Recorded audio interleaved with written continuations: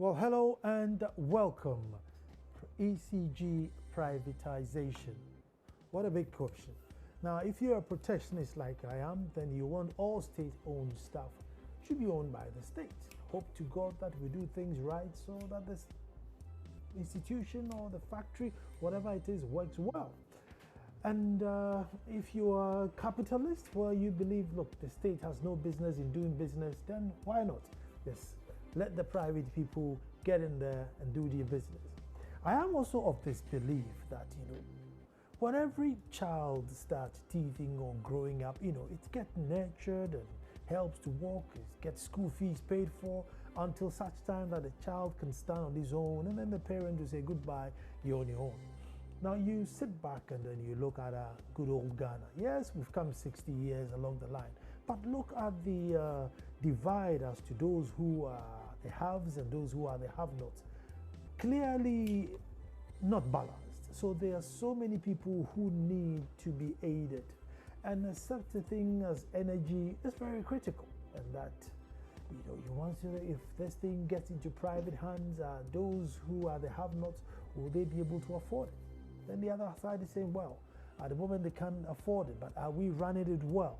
And so these are the big questions on the table as to whether we accept Compact 2, which comes with a huge money, and those bringing the money are saying, well, we will give you well over $500 million, but we get to run ECG. Do we take the money? Well, we've signed it already, so we need to take the money. But then the modalities as to what part they play and what part we play has become a big issue. The president says, well, once upon a time, they were going to run the company for 25 years. We've shortened it to 20 years, and 51% of the interest in that company has to be Ghanaian. Is that good enough?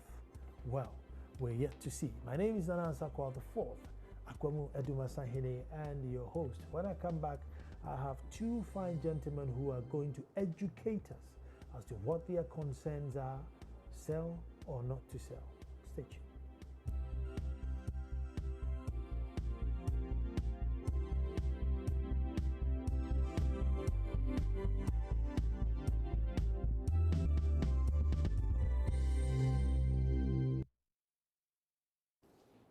Well, thank you very much. Private ECG privatization.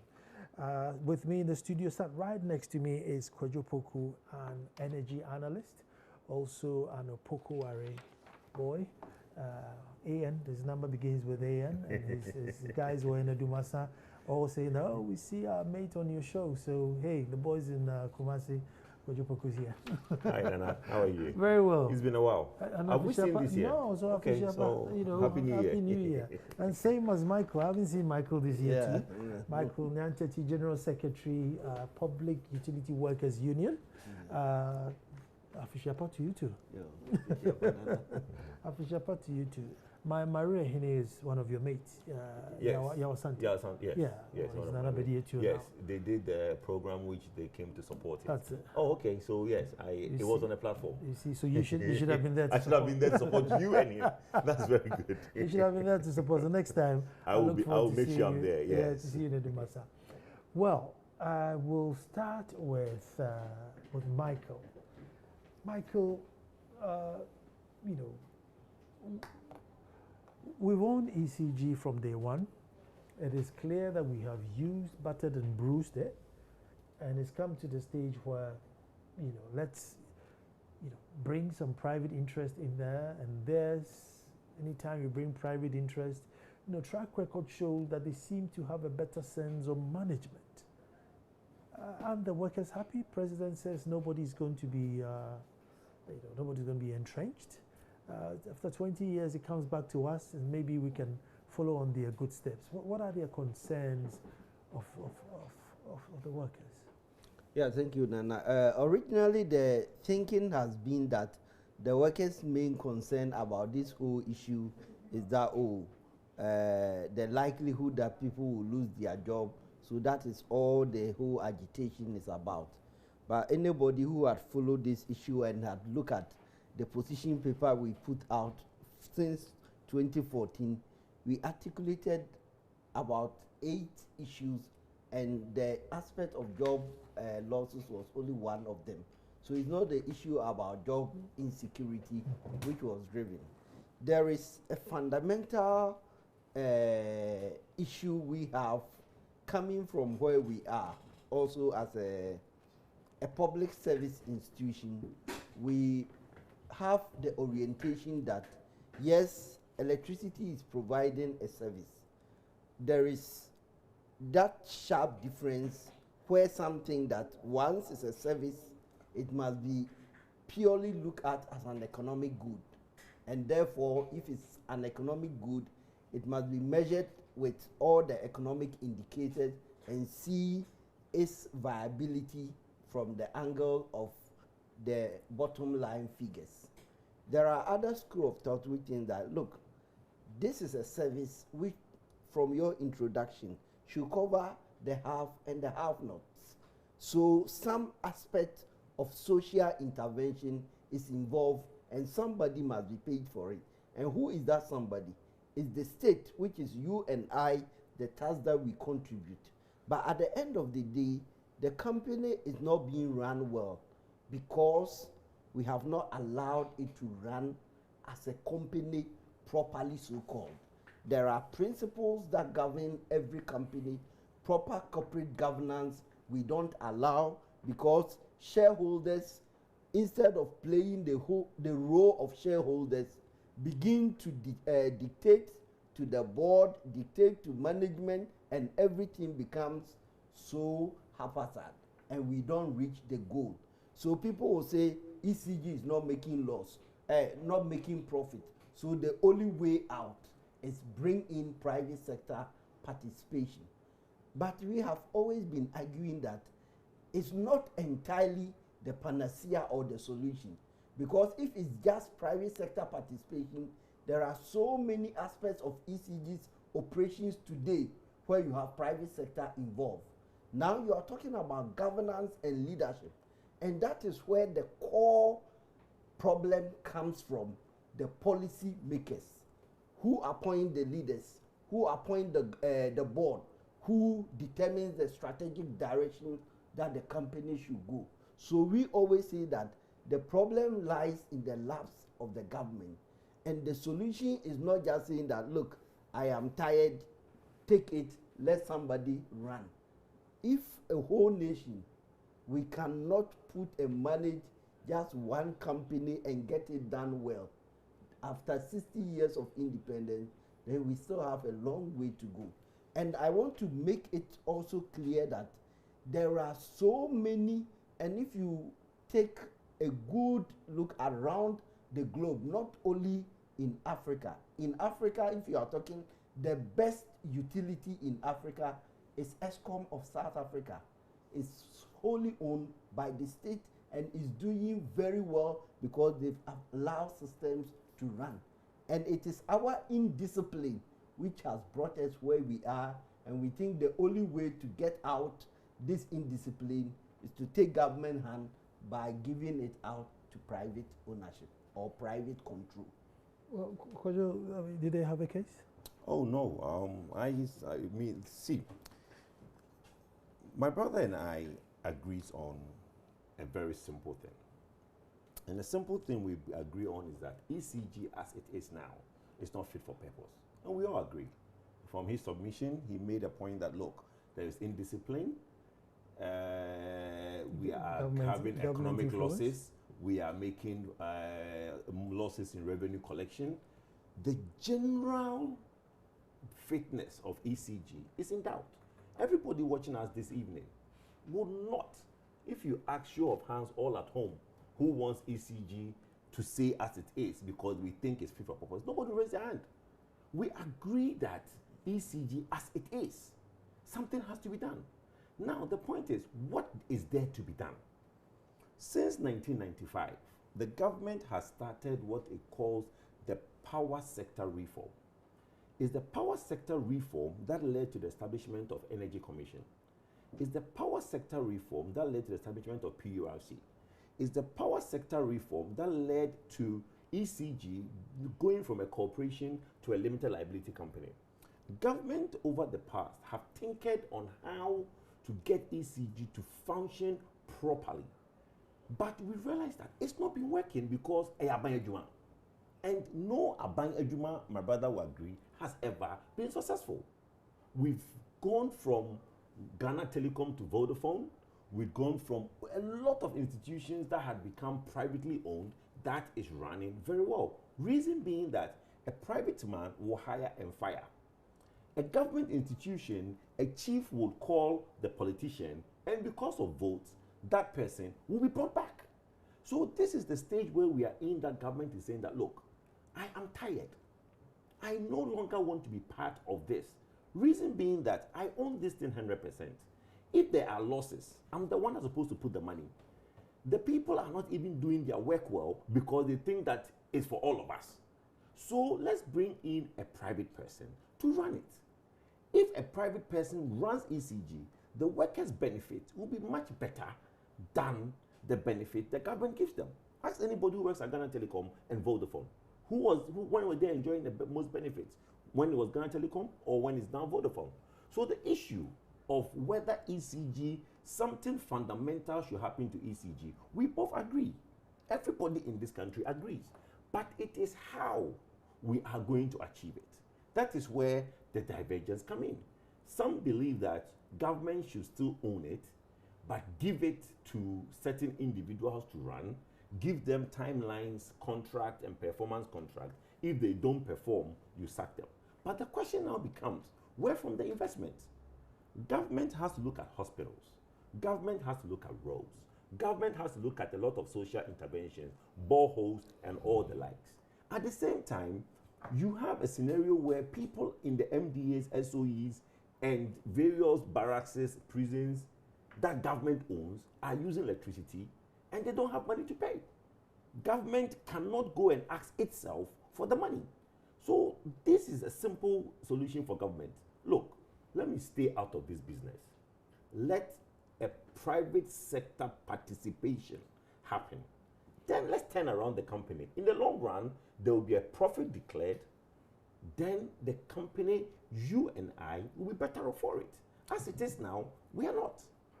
Because one of the issues, Michael also raised was the fact that government is using free of charge and is not paying. Right.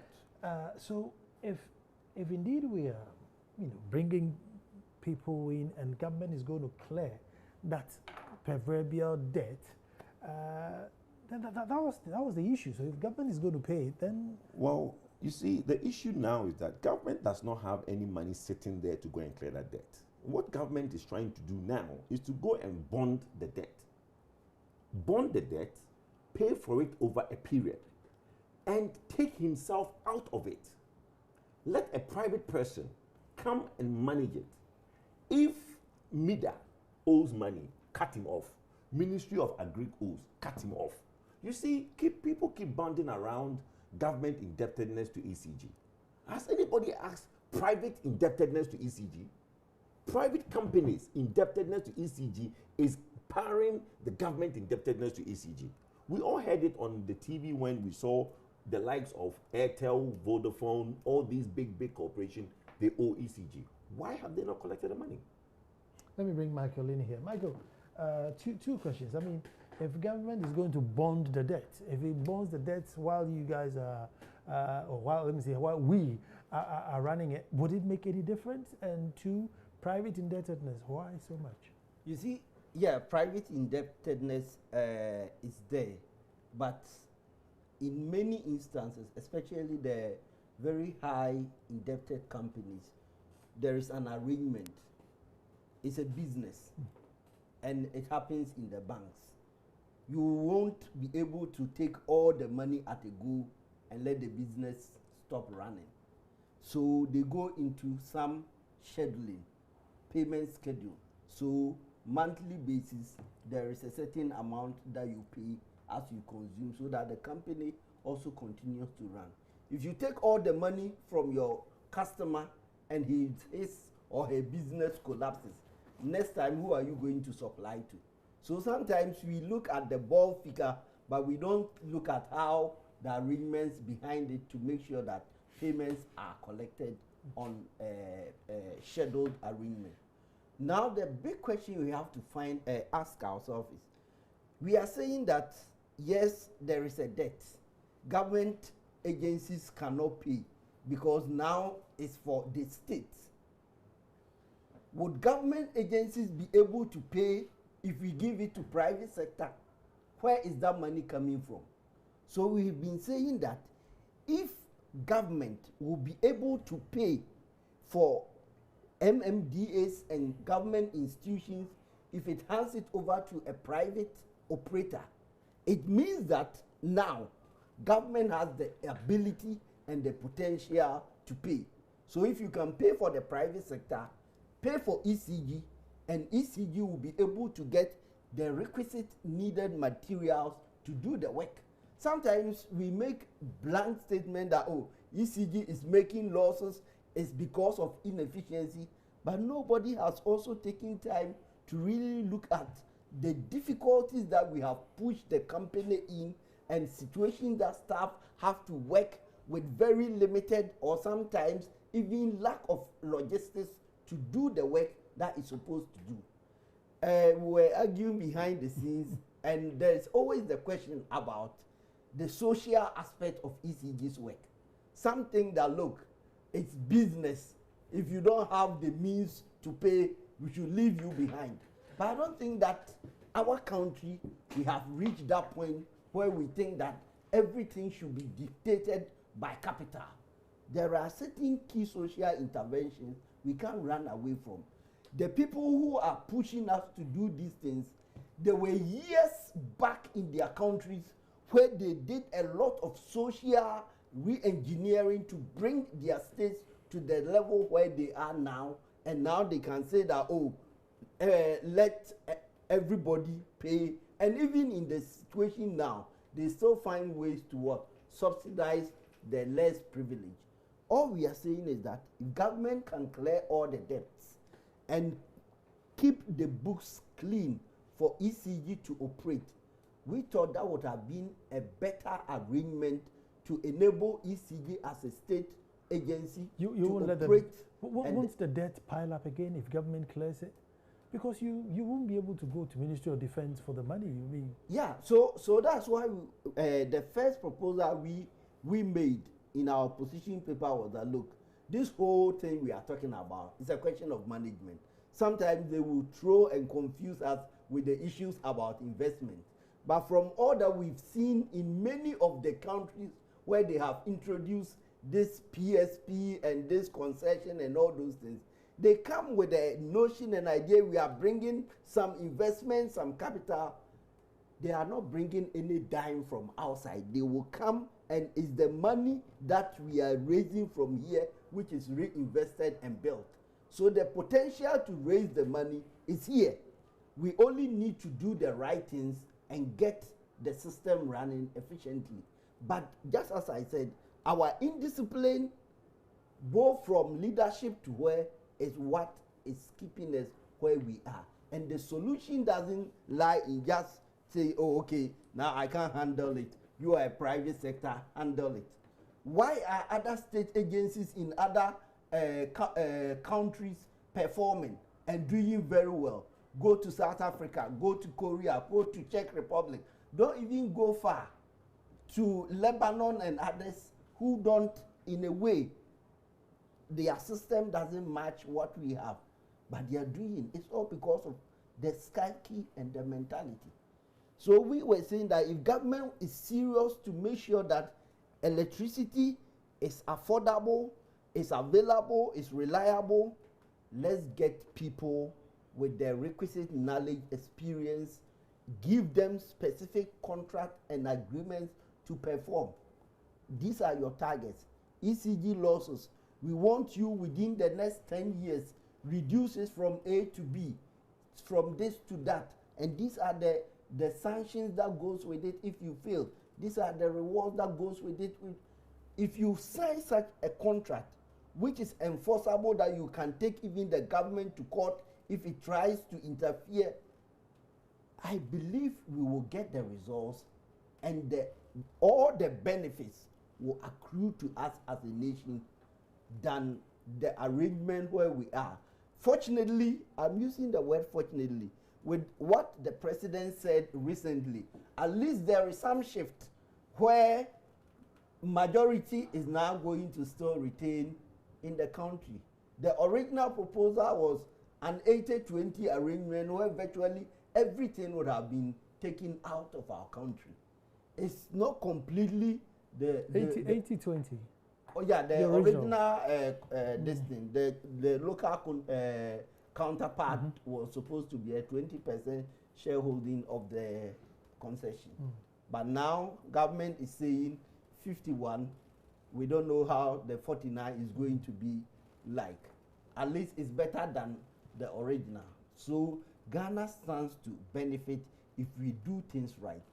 I always cite the example because we had the opportunity to go to Czech Republic.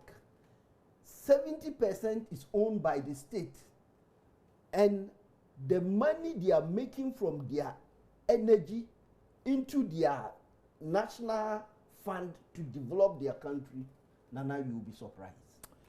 You see, look, let me say something.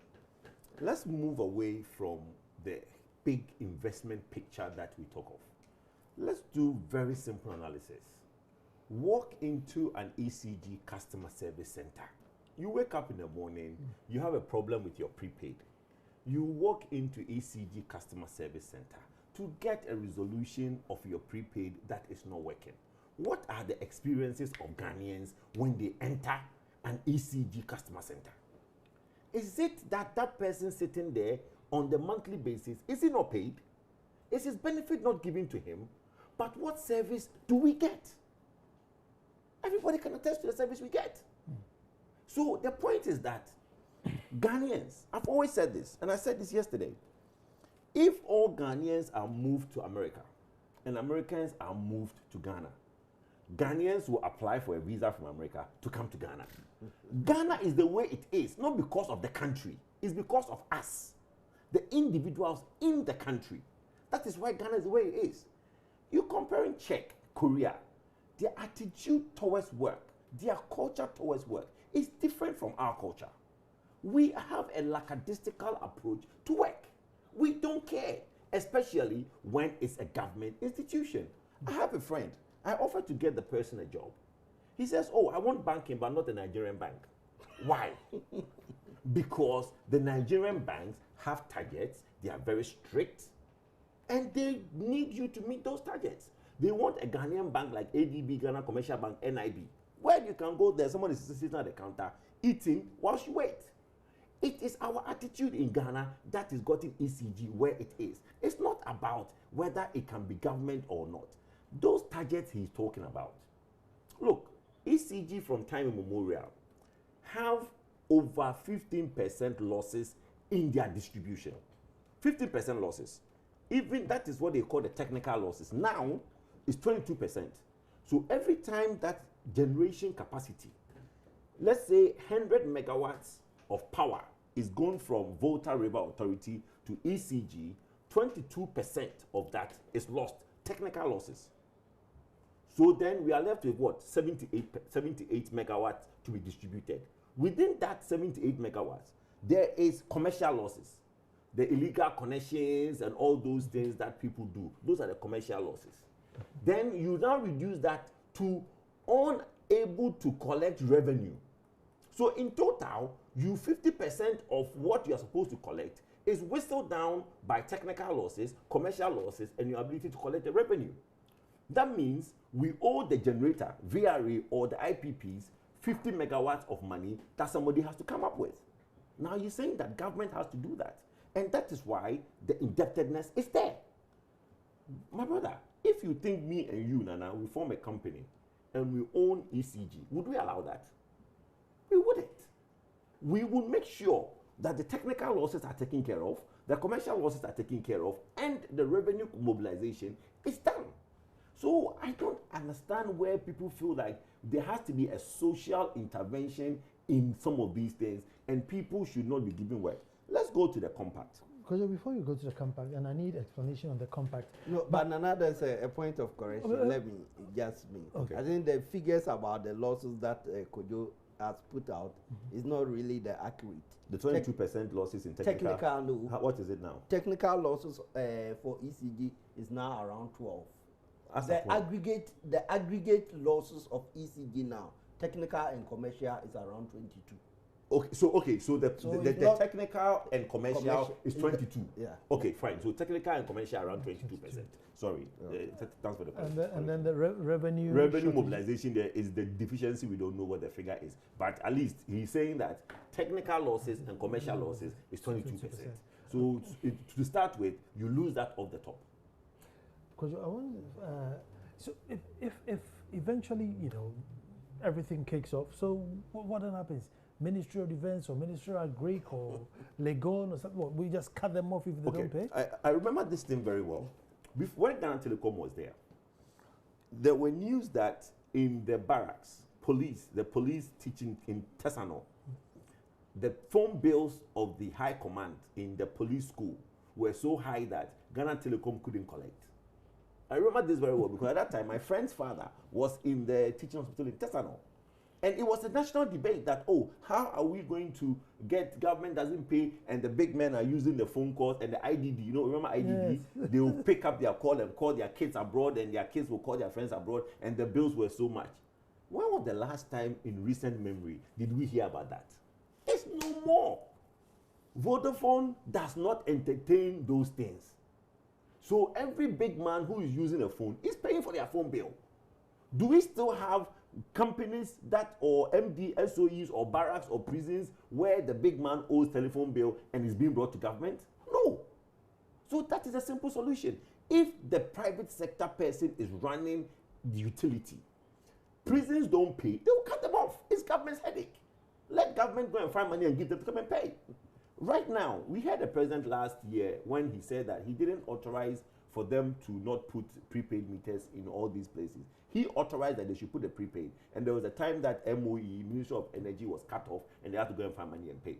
So government stance, as it is now, is that go ahead and cut them. But it is the will, because you know why? They will cut it. A big man will call them and threaten them.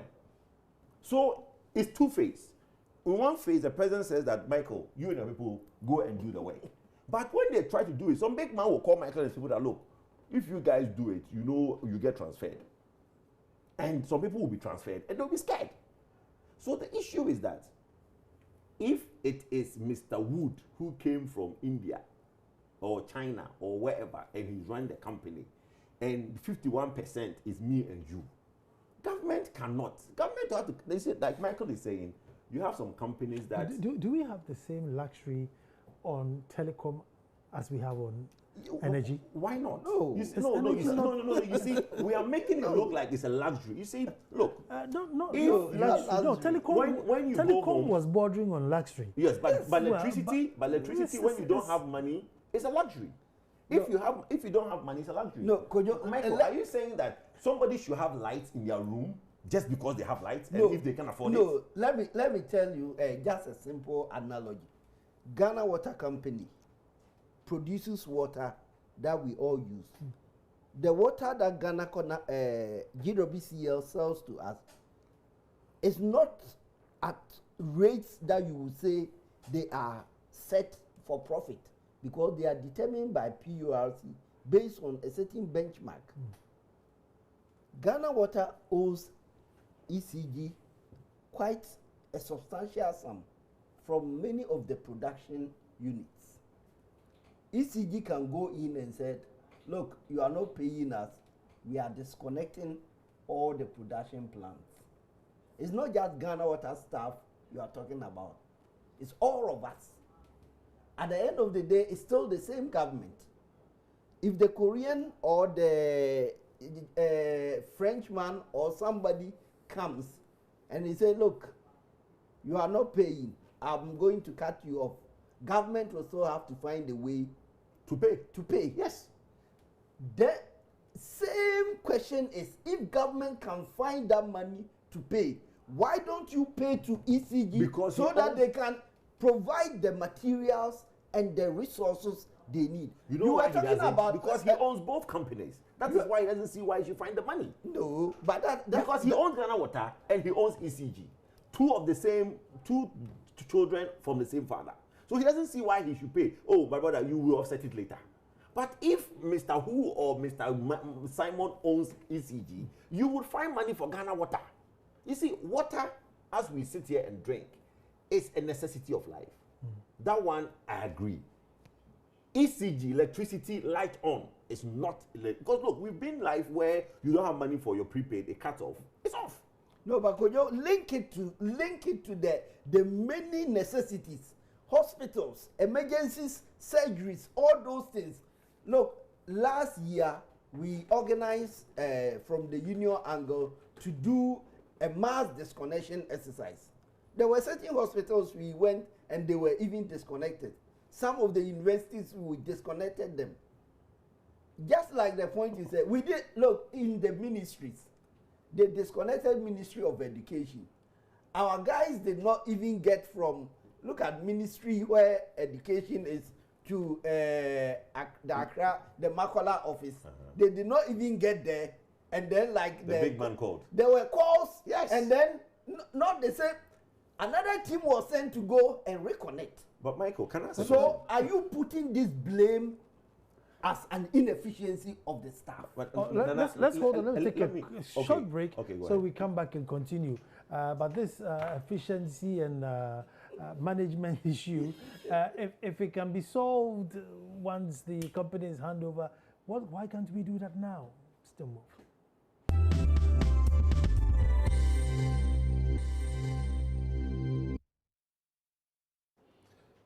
Well, thank you very much for staying. ECG privatization, and we're putting all the ideas in a pot to find out why it is to sell, why is it not to sell, why is it to partner or not to partner. But could you, what does he compact? What's a compact? Okay, the compact, you know, in Ghana, we enjoy the first compact, which is the N1, George Walker Bush Highway. We all go on it from Tetekwashi to Makati Hill. We enjoy that luxury. Then the second compact. What would we give up for that? Nothing. No conditions. No conditions. That was just straightforward money to come in to build us a highway. But you see, with the power sector, the problem is this. You know, the compact doesn't only not address ECG, it addresses NETCO. It also ensures that the government puts forward a gas policy document. It also entrusts government to put in certain measures. You see, the Americans, they are here. They know Ghana as well as we know Ghana. So they've seen what goes on in the energy sector. So they said, look, if you want us to help you revamp your energy sector, and let me tell you, read the 3 key components of what the compact is, the objectives and goal of the compact. A, increase private sector investment in the productivity and profitability of micro, small, medium, and large-scale businesses. B, increase employment opportunities for men and women. And C, raise earning potential from self-employment and improve social outcomes for men and women. This compact is to make sure that me and you, Ghanaians, our life is better. Because it says that increase employment for men and women, increase private sector investment for medium scale, because they understand that if energy fails, the country will fail. And they realize that ECG, NETCO, has a problem because they are in the distribution end of energy. Whilst the generation end, they need to tie up the gas policy so that we have a very one gas policy to supply us gas. They realize that most of the problem, like my brother admitted, 22% of all electricity generated is lost. So if you don't address... What's the world average? Between 10 and... some are even lesser than 10. Some are even lesser than 10. But 22 is very high. Okay? So they acknowledge that for us to be able to move on as a country, ECG, NETCO, it's not only ECG, it's NETCO also. ECG and NETCO, something needs to be done because the distribution end is where the leakage is. So they said, look, government, we would help you help yourself. And one of the things that will help you help yourself is that we have about $400 million. We will target it in various areas. commercial losses, technical losses, modernization of ECG. That is what the money is going for. So the compact, as it was signed, is not the problem. What became a problem for Michael and the union is that when that thing came to Ghana, it was hijacked. IFC and MIDA had their own theory of the structure that the PSP should be. In the compact, the only thing mentioned in the compact is that there should be a private sector participation. They didn't say that it should be 25 years. They didn't say that it should be concession. They didn't say that, they didn't say anything. It was MIDA and IFC who went further to structure that deal. Even in the last administration, their own cabinet decisions were ignored by MIDA and IFC. So Michael and union had a right approach by saying that, look, we are not happy because this, the way it is going, does not benefit us. Because there were substantial layoffs in the pipeline, there were uncertainty in certain areas where it is structured, and they were pushing to be heard. Now we fast forward 6 months down the line. There's a new government. They have listened to Labour. They said that, look, we are going to review everything that has been done in the past. It's no more going to be 25 years. It's now going to be 20 years with a condition. Every 5 years, there will be a major review. So there will be a 5-yearly review of the 20 years.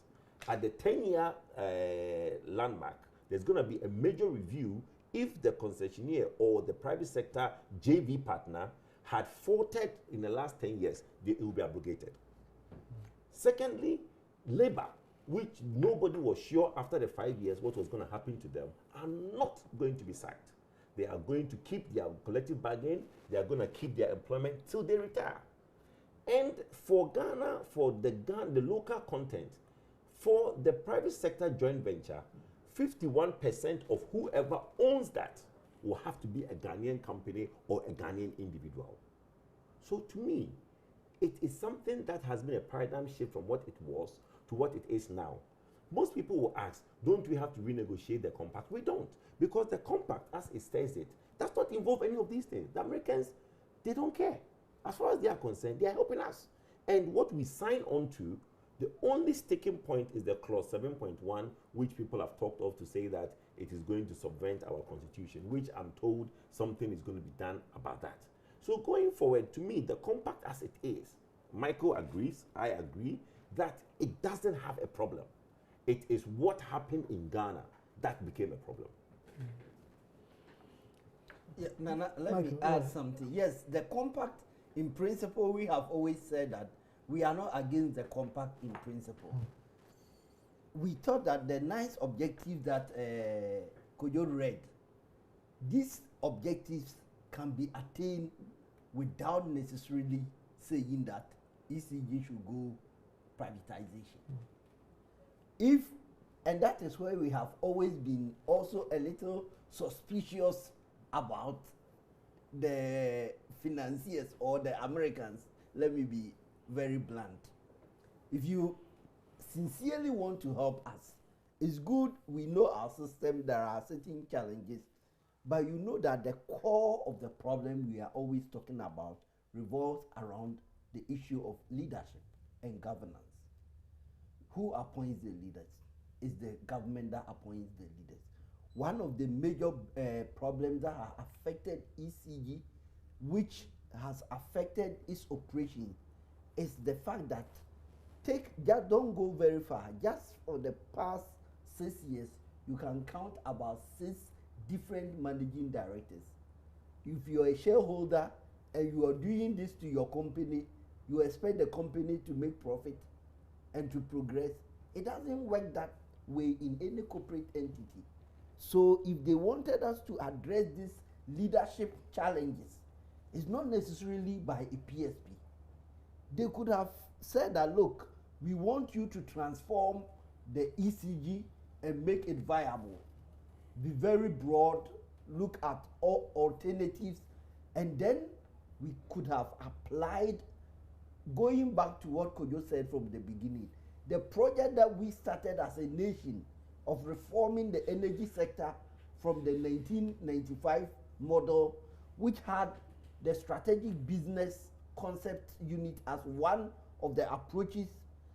But for a change of government like we are experiencing now, ECG was being divided into operational zones where each unit was being looked at as a strategic business unit of its own, grouping the viable ones with the less viable. So like you have Tema Eastern Volta as one enclave, you have the Accra, you have Central and Western together, then you have Ashanti region, so that you have that cross-subsidization thing in there. So each area would then be operating as more or less a semi-autonomous unit. We on our own could have used this approach to bring the needed transformation and see the revival. But now we have allowed ourselves to be pushed, and we are being directed like a schoolmaster with some whip and whipping us, go this way, go that way, and with certain timelines, whether even they are feasible or not, and we are pushing to get things done in a manner that at the end of the day, thankfully for the change, Ghanaians may still be a little better off than it was. But there are still inherent problems with this whole private sector in the utilities. And we have always been giving the policy makers, look, when you are doing some of these things, these are not new areas, it hasn't happened before. Look wide, look at examples in other countries, and let's learn the best practices. But often we are so closed up. Oh, once they have told us we should do it this way, we don't want to try and think outside the box and look at other alternatives. If you are serious about a company, let's take ECG for now. We are in the month of May. A new government has come into place. If you consider this as a critical entity, today ECG doesn't even have a board. The managing director there is in an acting capacity, who doesn't know whether he's going to be confirmed or not. All these things create a lot of apprehension and anxiety, and it affects the progress. So there are systemic issues that as a nation we need to address in our governance arrangement. It's not just the question of whether it is public or private. We should do things and do it right, and we can get the right results for ourselves as a nation. Mike, briefly before I come back to Kojo, but you see, even though government has played its part in damaging this company, the staff themselves too haven't helped matters. So it makes, speaking for you become an issue. Like Kojo will say, like the customer service, and there's countless stories of staff themselves going, taking money, dwindling. So the staff themselves have not played ball. Though it goes back to the Ghana Telecom Vodafone today. I don't see any Vodafone staff coming to me and say, oh, and I'll do something and you won't pay your bills. Meanwhile, in the GTV, Ghana Telecom days, they probably won't come and collect the bills, let alone even do something. So the staff, there's a percentage of distraction being caused by the same staff that are apprehensive.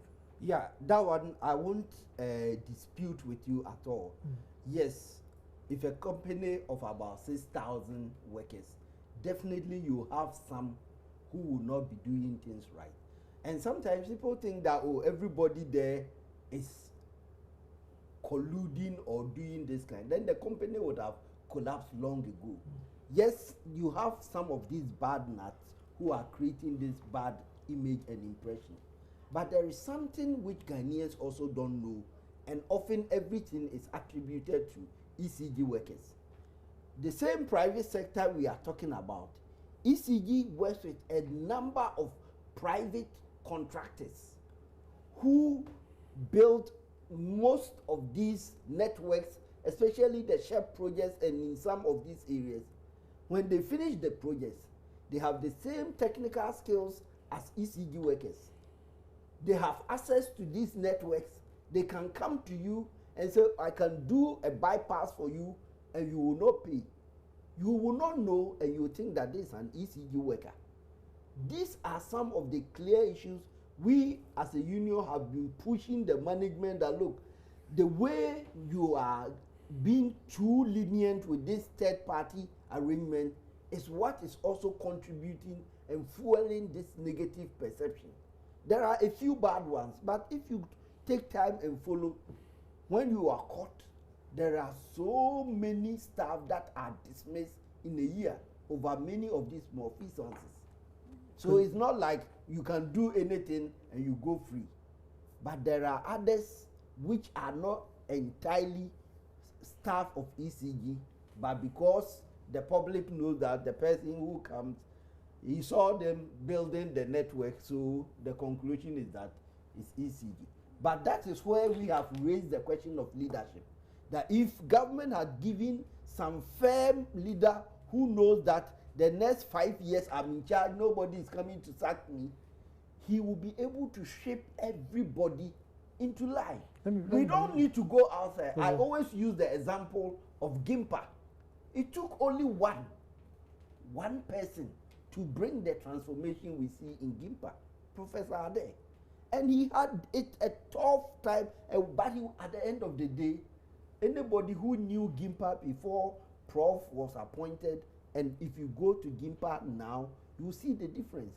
Many of the major institutions, universities were there.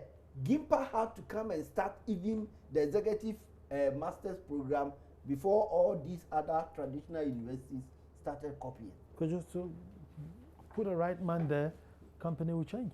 Well, it's not that easy. You know, he keeps saying that put the right man there.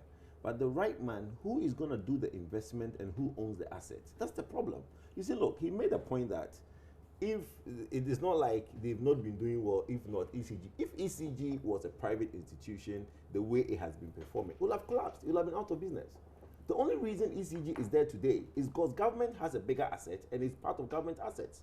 But ECG as it is, losses upon losses yearly on year, as a private institution, it would have ceased to exist. Because I wouldn't want to put my money in there. You wouldn't want to put your money in there. So the issue is that, look, their benefits will be better. Their workers will work better. Because like I said earlier, I have seen people who go from public sector to private sector and they work differently. I've seen people who go from Ghanaian banks to Nigerian banks and they work differently. It is that attitudinal change that we need. And it's innovation also, my brother. Innovation. We do not innovate in Ghana. If we bring in external people who have done better in their countries, they will bring it here and do better. We talk of South Africa. If you go to South Africa to me, when I went there, I was surprised that I was still in Africa. I'm being honest. Oh, yeah. South Africa is really a cultural shock. It's a developed nation. Mm. And their culture towards work is different from our culture towards work. So yes, that argument of leave and put a person there to make a difference. It is not whether the person can make a difference or not. It is who owns the assets and who pays the bill when there is a default. If it's a private individual who owns the assets or a private consortium that owns the assets, the management thinking, because look, if you do a management budget and there is a minus 22 at the end, which means that you're making a loss of 22 cedis, a private man will tell you that, my brother, this is not acceptable. But it's public. It doesn't matter if government does not get any dividends because, like my brother said, there's social intervention. It doesn't matter if Kweku Menu doesn't pay his bill. You cut his line, you will not go from the office to Makola, somebody else will call you. Let us keep government to do government business. Let's keep government out of a lot of things. Government wants to put VRA on the stock exchange. Government wants to bring private sector participation into ECG. Let's do that. The monies that we make as savings from that can go into hospitals, can go into necessity areas that is do or die. If you don't have money, you're not supposed to have light. To me, that's my position. Light is a luxury. It is. Light is a luxury. It's a luxury. It's not correct. Well, light is a luxury. If you don't have money, your lights go off. Let's Wow, my brother.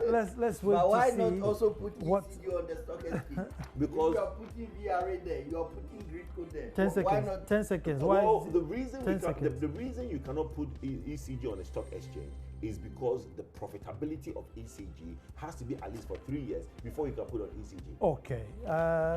Thank you very much. That's all time will allow us today, but we'll wait to see this. It's an ongoing story, and who knows, we may come back to it again. I want to say thank you very much to Michael, and thank you to Kojo. And Kojo, your father is a new man pointing here. Yes. Well, So I'm is he an on- Oheneba. Oh, Hineba, you know, so go ahead. Send our congrats to him. Nana say I work for the second. Sasi Ayebwa for the second. So send our congrats I to will him. do that. Yes. Good. And to you at home. Unfortunately, Nana won't do me So tomorrow we're back to do this all over again. The number is 024 366 2001. 024 366 2001. Tantis Fashions. They make my shirts for the show. So give them a call and get yourself a shirt. Thank you very much.